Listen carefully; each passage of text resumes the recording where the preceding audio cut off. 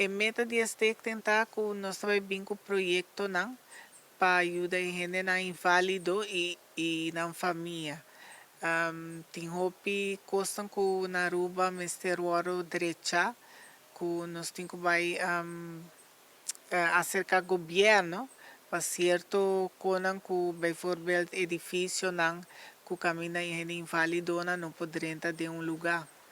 E também nós também richten que família não, pessoa não está passa também de duro, ora botar uma família que está inválido, e sei também está nos meta, nós temos projeto não, que o que vai trabalhar com a revalidade como queda na gele, para ajudar-nos com certo custo como se agora cambiar. Sim, dia 3 de dezembro nós temos um benimento de comida de Páscoa, que está 20 florim, e nós também temos sopa também, que está 12,50, e me pede ao povo de Aruba se não pode cooperar, se não quer com comida, não pode fazer uma donação.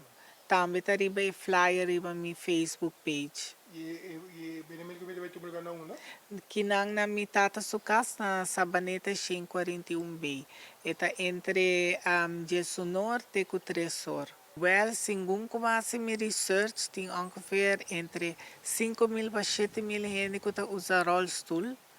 E sai ta hopi. Sai ta hopi. E gente na aqui, bono ta haya ng bijvoorbeeld den comunidade, was sobrang noting estrutura e mogelijkheid para não possar eficaz.